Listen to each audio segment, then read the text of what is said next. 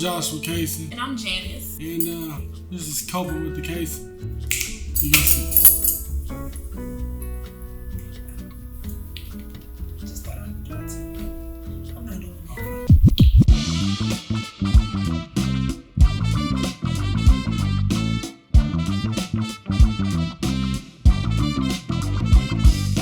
that. Take y'all back to 2017, where we were both single, we both was at AI, and we both didn't like each other. There's a problem. So I'm trying to figure out what the problem is, because apparently she's mad because I'm recording. Now she's hiding her face. Maybe there's something we don't know about her face. Maybe there is something she's trying to hide. Are you hiding? Is there something we do not know? Where are the blacks? Are you really Asian? Are you really here? Why are you wearing those glasses and we're inside? The world may never know. And we're back. How you doing today? We got Ling Wayne. You know? Then we're here today. You not abuse the camera guy? I won't call the police. You can't abuse your black. Well, then they got 911. You can call them. I ain't 911. You telling me for?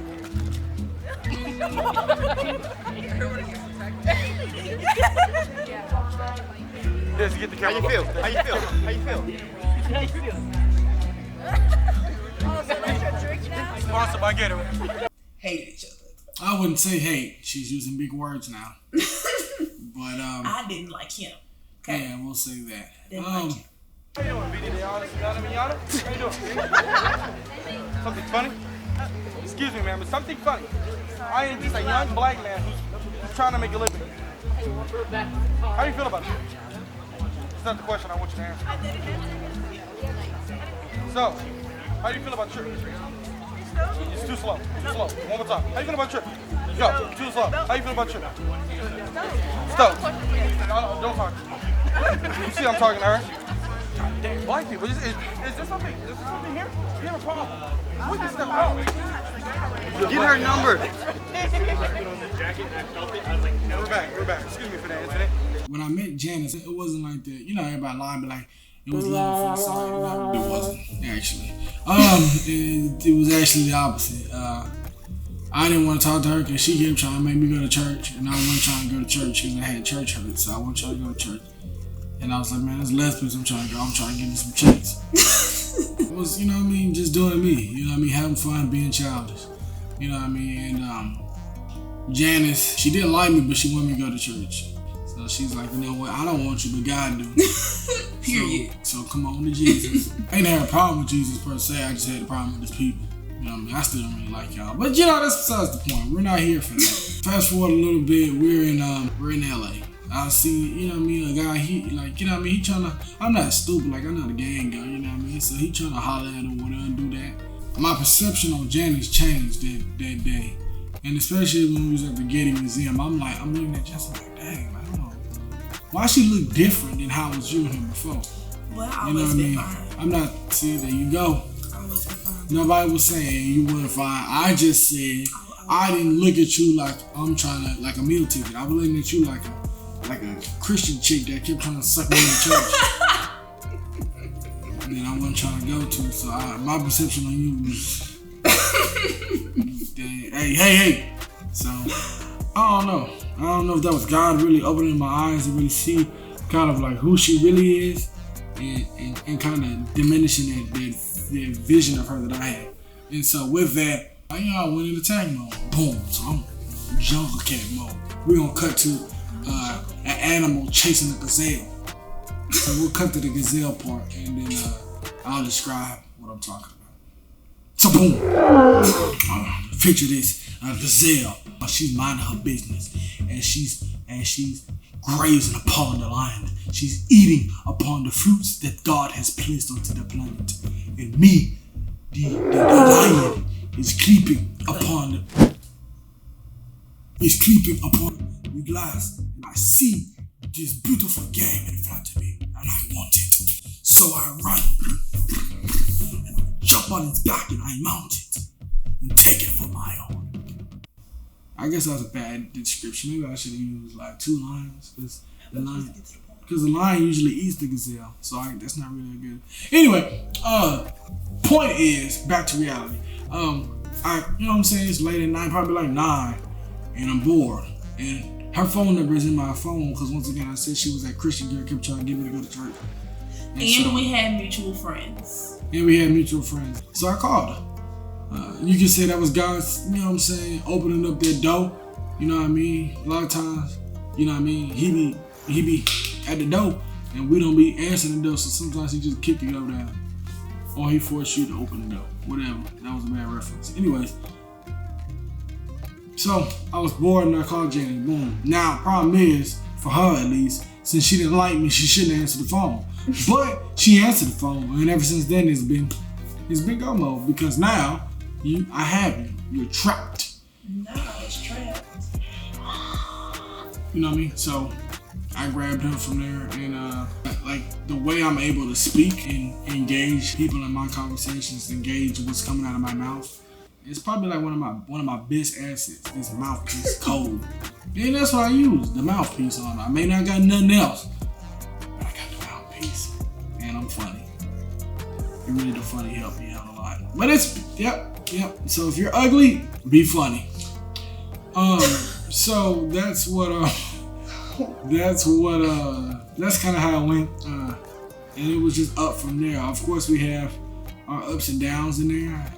Sometimes God will allow you to think you know what you're doing, But you really don't. and you really don't.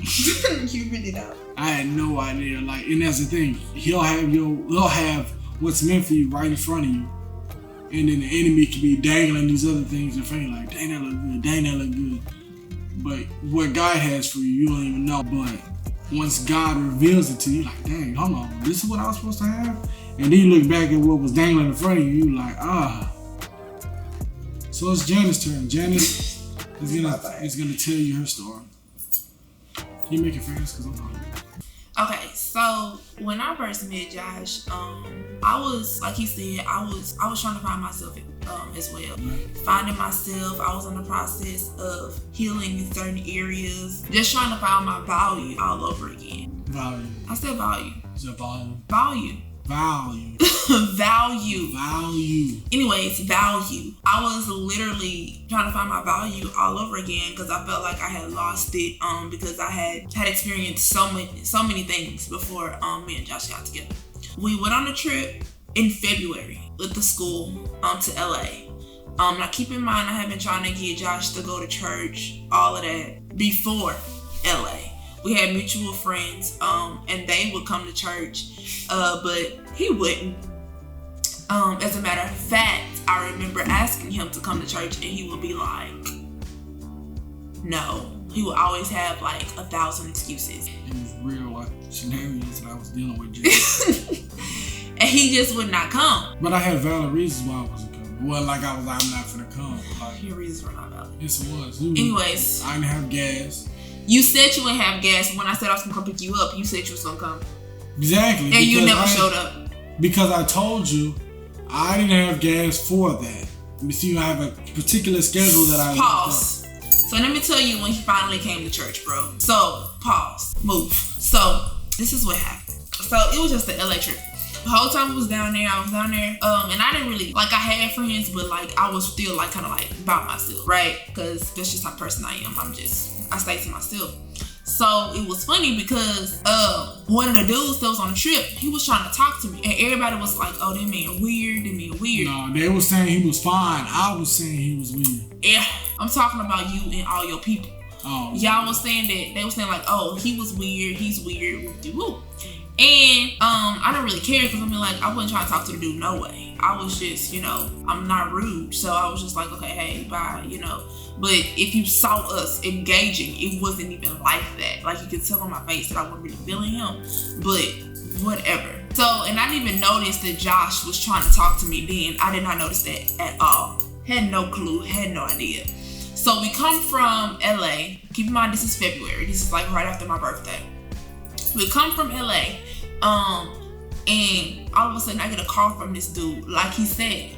And I'm like, why is he calling me? It's like 9:30 at night. Like, what does he want? So I'm thinking something happened. That's why I answered the phone, because I'm like, why is he calling me? Because the dude never calls me. So he called me. He was like, hey, Janice, He was like, hey. I said, what's wrong? Like, what's up? He was like, nothing. How are you? Just casual conversation. And I stayed on the phone with him. That's what shocked me, because most of the time I would be like, okay, I'm not about to talk to you. I'm not about to stop. Most of the time I would be like, I'm not about to talk to you. Like, bye. You have a nice night. I thought you wanted something.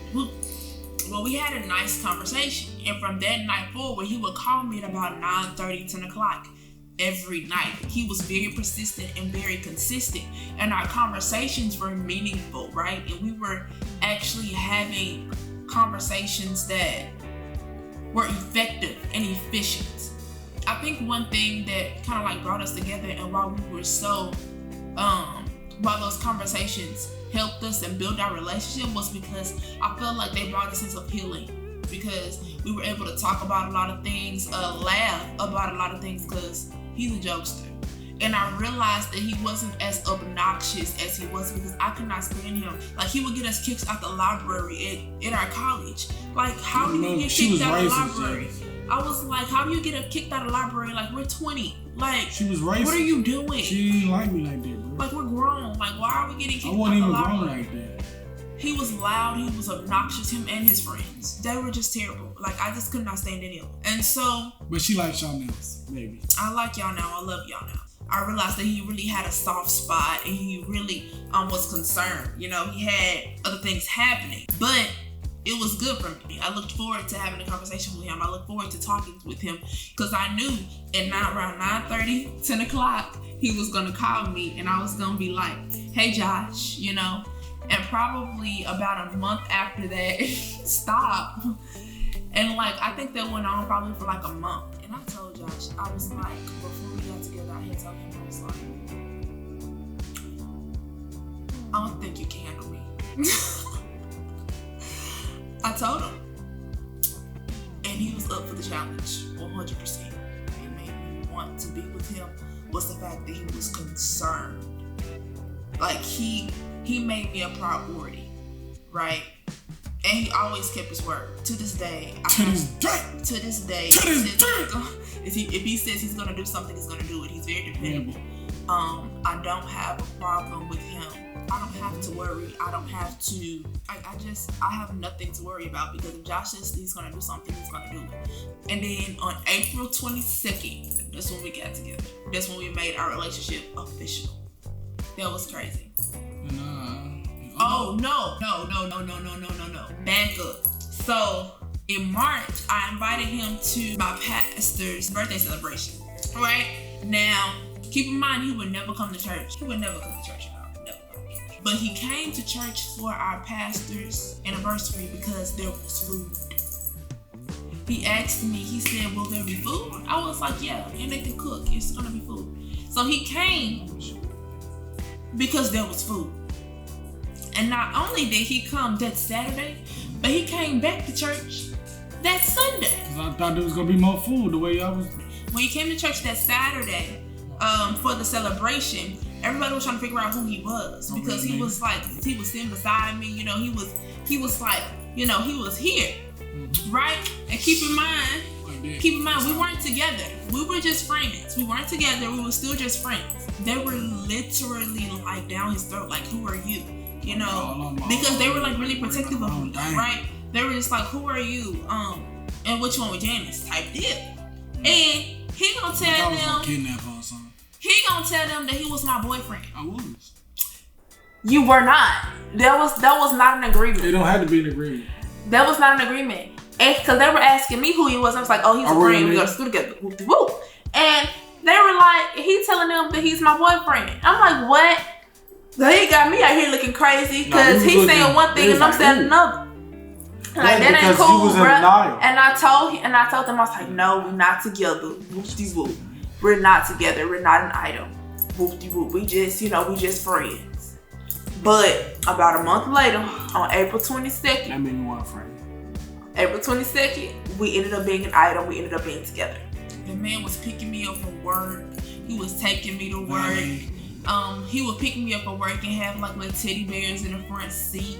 He was just like so sweet. You know what I'm saying? He was like really sweet. And everybody was like, when we started dating, like even before we started dating, had him on live, bro. I had that man on live. Shit. I had that man on live. You can ask all his friends. The man was listening to Voice to Man. Alright, you doing too much. The man was listening to Voice to Man in his headphones. The man was listening to Voice to Man. Had the man on lock. See what happened. Had the man in his what feelings. happened was I was. It's okay. It's okay, babe. Somebody was trying to. You sprung. It's not even Boys to Men. That's how I know you want to know what you're talking about. Who was you listening to? I was listening to Frank Ocean. That's what it was. Was it And Frank then Ocean? Manny was like, "Dang, bro, you good, G? Like, you don't even listen to that nigga like that." I'm like, "I do, bro. You don't be hearing me listening to him. I really did been listening to that nigga. Y'all ain't never heard me listen to him. That's what it was." I remember when I first met Josh's mom. Right, he brought me to the house. His mom response when I walked through the door was, "Oh, she's black." I said, "Oh, okay, I'm the first Like black I'm out here girl." dating terrorists. Yeah, I probably shouldn't say. Is that economically? That's not. Don't say that. Yeah, I probably should take that. They're gonna think I'm a. That was funny. I was like, "Oh, okay. So I'm the first black girl that you've dated." No, you're just the first black girl that she's seen. The lady said, "Oh, you're black. You're pretty." I was like, "Well, thank you. I like to think so." Sometimes, you know what I mean, we gotta step back and evaluate certain situations. You could be missing out on your blessing, trying to put up 800 standards for somebody. I mean, at this point it's women and men. You can put up standards and these walls of like, and these things of what you want in a man, which is perfectly fine, or you want a woman, which is fine. Like, you need to make sure you have, you know, you don't want to diminish yourself. You want to make sure you're actually looking for somebody with value. However, we tend to do these breakdowns of what a person needs to be for us, and a lot of times we get that off of social media, magazines, TV, and we use that as a basis for reality. And to be honest, social media, TV, all that is not reality. With that, you have to like understand yourself in order to figure out what you need for you. Once you understand you and understanding you as a person, and understanding your needs and your values, then you can go and find that extra partner, because we're looking for that puzzle piece to fit in with you. Not something that's gonna like be on top of your puzzle pieces, underneath your puzzle piece. You know what I mean? You all need to be finding somebody that's gonna be one with you. And if they're not completing you, then that's not the right piece. It's just simple as that. It's like a puzzle. And so life is like a puzzle. You're just finding the correct pieces that go along with that. And over time, you kind of find that. And then there's times when like you may not see that, oh, that's the right puzzle piece. But as you connect and as you understand each other, you understand that, hold on, like, this is my puzzle. But there's times where you just may not see it. Like, they be right in front of you. Like, the answer was right in front of me, but I didn't see it for a while. You know what I mean? Even when we were dating, I was like, man, it's just like, and it wasn't necessarily, is Janice the right puzzle piece? It was more of it, am I enough? Or am I in the right state to fully accept what she's bringing? You know what I mean? And when you find that right puzzle piece, they'll reveal that to you as you grow together. And just keeping God in it, because a lot of times we want to kick him out and do our own little, our own little, you know what I mean? Oh, I'm my God. You know what I mean? We try to be our own gods. Right. And in reality, we wouldn't even be here if it was him. So it's like keeping God in there, and it's hard. Like, sometimes it's hard. Like, you know what I mean? But allowing him to be God in your relationship will help you when y'all may not have the greatest communication at that moment, or y'all may be going through something at that moment. But keeping God in and allowing him to be that bridge and that gap, Right. you know what I mean, will allow that to. I think with me, like, I didn't even really have like bullet points as to what I wanted, because I didn't even really want to be in a relationship when we first got together. So like, when you came, just off rip, I was just like, I don't want to be with you typically, because in my mind, you weren't what I was looking for. You know what I'm saying? You weren't what I was accustomed to. And I think most of us get accustomed to what we've had instead of what God is trying to bring to us. Right? because our mindset is focused on the past, and God is trying to bring you something new, right? He's showing you what you need instead of what you want. You know, I was like, I don't like nobody with dreads. Like, why he definitely had dreads, and I was like, why do you have dreads? Ew, no. So. But you know, he ended up being exactly what I needed. Like, I think through our relationship, it's helped even our families. I know it's helped mine. Like, our relationship and the way that we love each other, especially the way that he loves me, it has set a standard, right? As far as, okay, I can't just accept anything.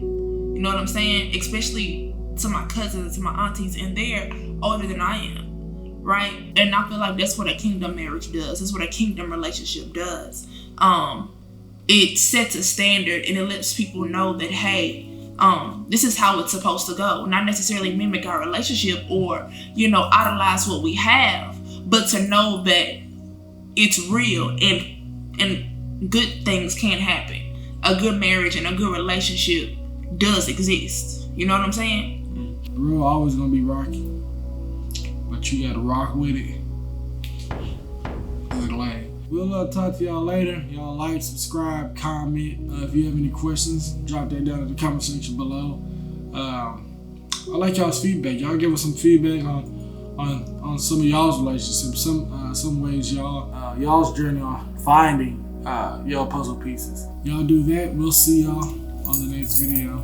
Peace. We gonna do the fusion. What's the fusion? Fusion. Fuse, get it.